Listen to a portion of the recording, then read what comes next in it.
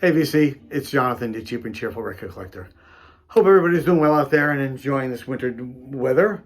This is going to be a quick update on my contest I'm having. I'm having a 1,500 subscriber contest. You can check back, I think 2 videos ago I made the video about it. Basically, it's choose from different categories, different genres you have. Dig deep into your collection, show me 5 different records from 1 record each from 5 different genres. The update is that basically the contest ends on February 6th, which is Sunday, a week from Sunday at midnight. All the rules are in the other video. The other thing I have to say is that I've decided I'm not going to be sending out records. I was going to send 2 records to whoever won, but I decided I might send something you have, I might send something you don't like. It's going to be easier. I'm just going to do a $30 gift certificate for Amazon. Then you can pick and choose exactly what you want. If you watch any of my other videos, you know part of my resolution was not to buy as many records as I have been. I'm not saying I'm not buying records, but I'm not buying as many. So I got a couple to show that I've got. Some of these I actually ordered before the first of the year, and they've just arrived in the past couple of days.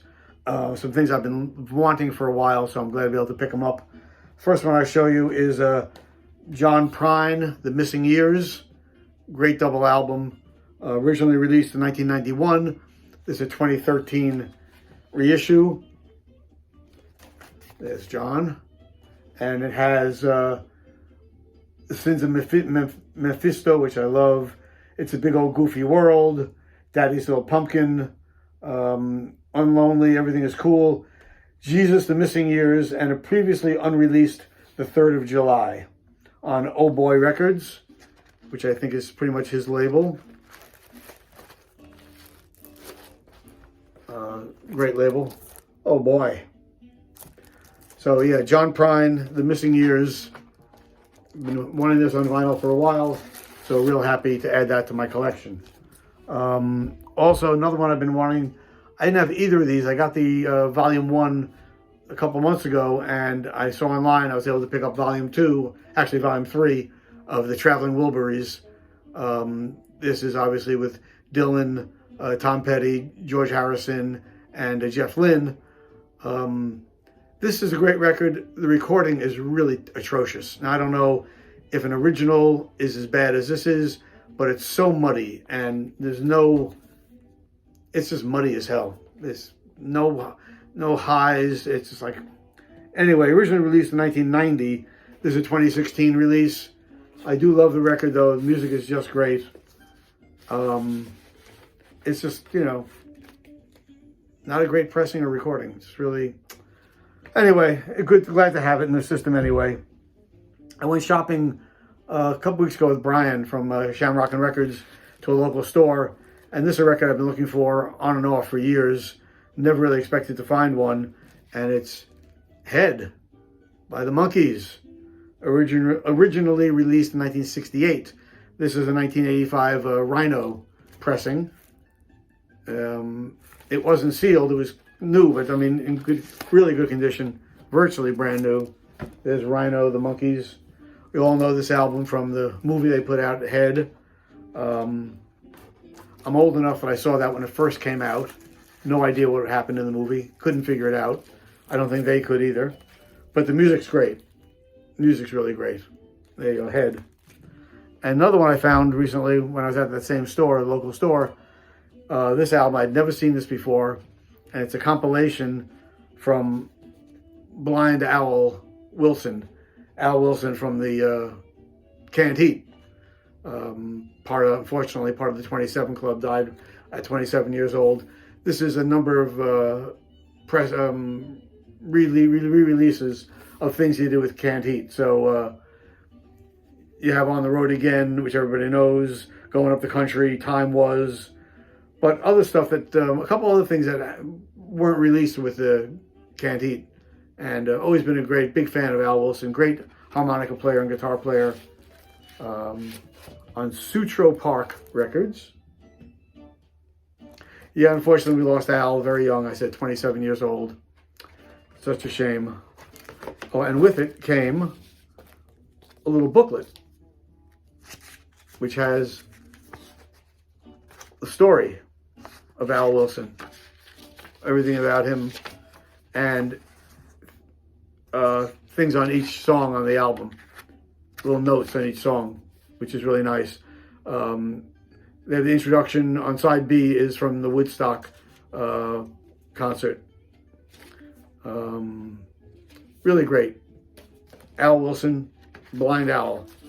I thought that name was just a misnomer, but no, he actually was, well, he wasn't blind, but he was very visually impaired. So they called him Blind Owl. And then a couple of jazz albums I picked up. This one I bought last year, and when I got it, it was damaged, so I returned it. And it took them weeks to send me a new pressing, a new copy, but I'm really glad I got it. People have been talking a lot about this label. It's called Sam, out of France. Very high-end audiophile type label. This is an album called Afternoon in Paris. John Lewis, Barney Willen, Percy Heath, Kenny Clark, Pierre Michelet, and Connie Kay.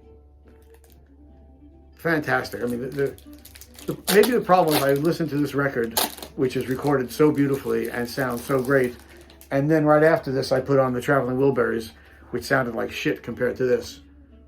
This just sounded so beautiful. They do such a great job. There's the inner sleeve, Sam,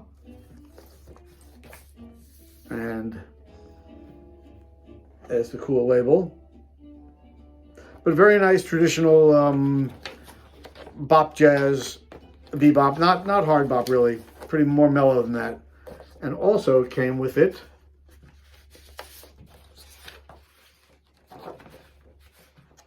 a nice picture suitable for framing.